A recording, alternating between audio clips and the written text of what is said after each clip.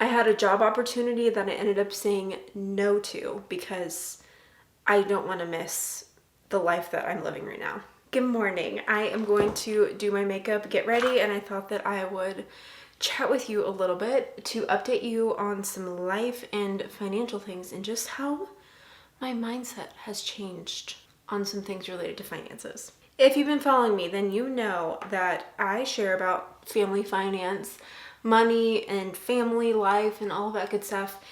And I'm very passionate about working on your financial goals. And my husband and I paid off $87,000 of debt back in 2017. We finished paying that off. And then we were aggressively saving and built up our emergency fund. We bought a house. Like, we've been very intentional and very, I don't want to say aggressive, but very goal driven with our finances, right? Which is a good thing. That's a good thing. But now we have 3 small children. I have 3 boys, Peter, Jack, and Bo.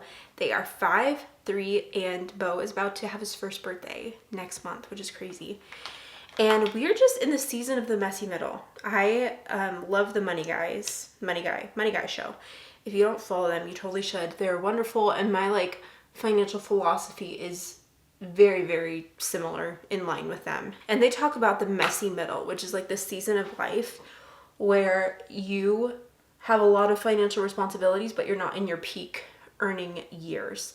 And it can just be a stressful financial time. And that is the season of life that we're in with having small kids. So honestly, sometimes in this season, I felt discouraged, we're not doing enough. So that's kind of what I want to talk about, because I had a job opportunity that I ended up saying no to because I don't want to miss the life that I'm living right now. So if you've been following me for a bit, you may remember 3 years ago, my husband actually lost his job. He was part of a mass layoff 2 weeks after he came back from parental leave.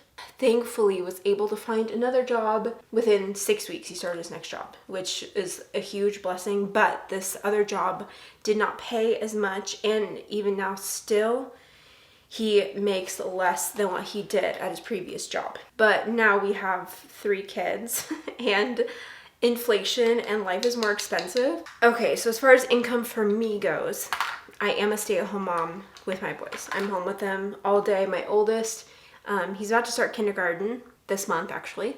But otherwise, he was in preschool for 2 half days a week. I've been home with all 3 kids.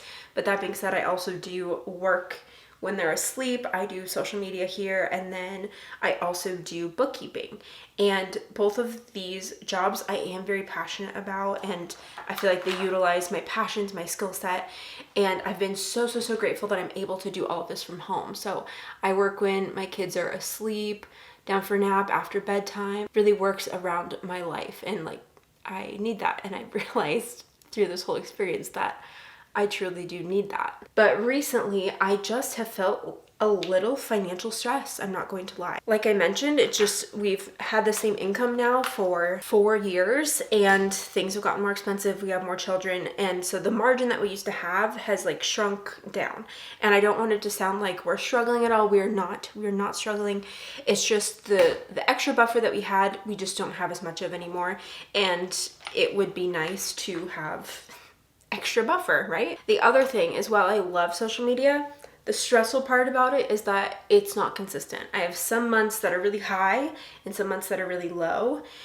And that can kind of be stressful sometimes when you depend on that to pay your household bills.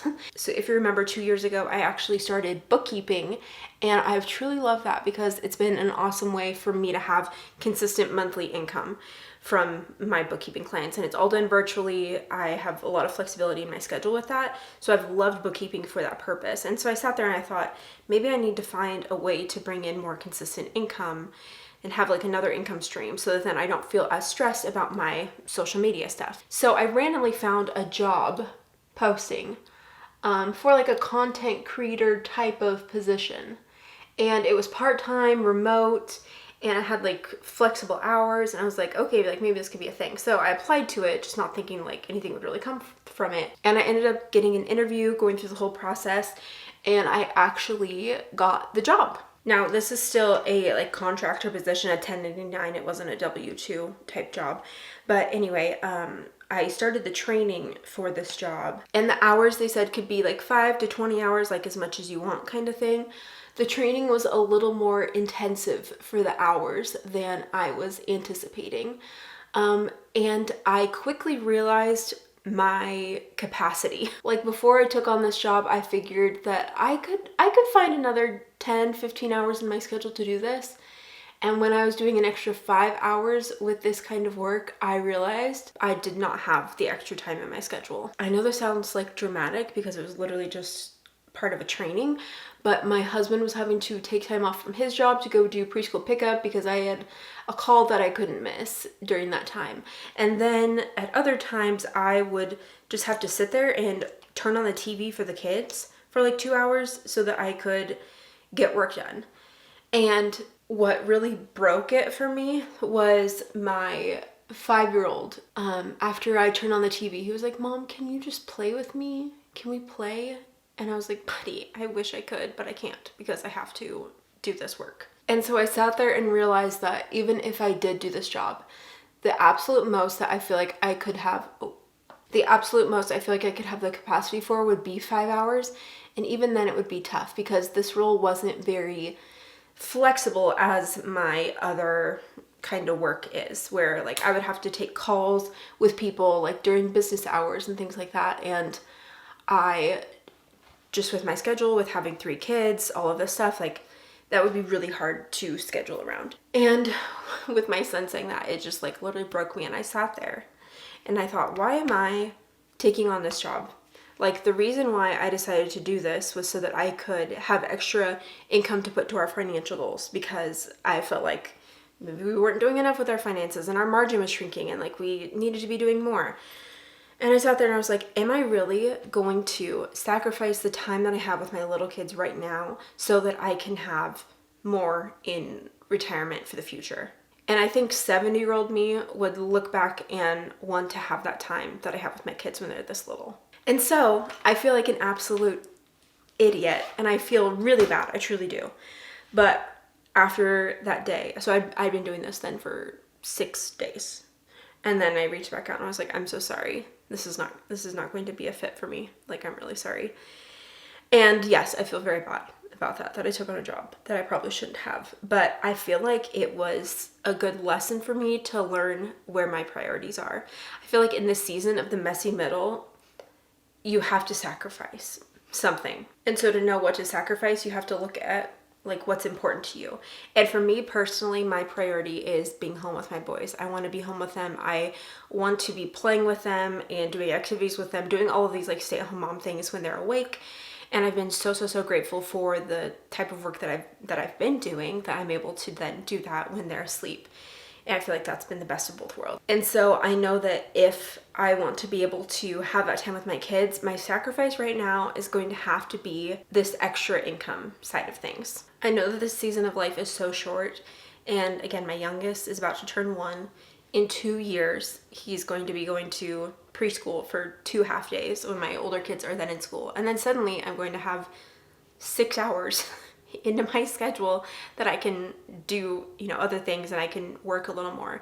And I feel like just this season is so short and I just want to soak it all in. And if making less money in this season is the sacrifice, then so be it. Obviously, I'm very passionate about finances, but the whole point of your finances is using that as a tool so that you can live the life you want to live.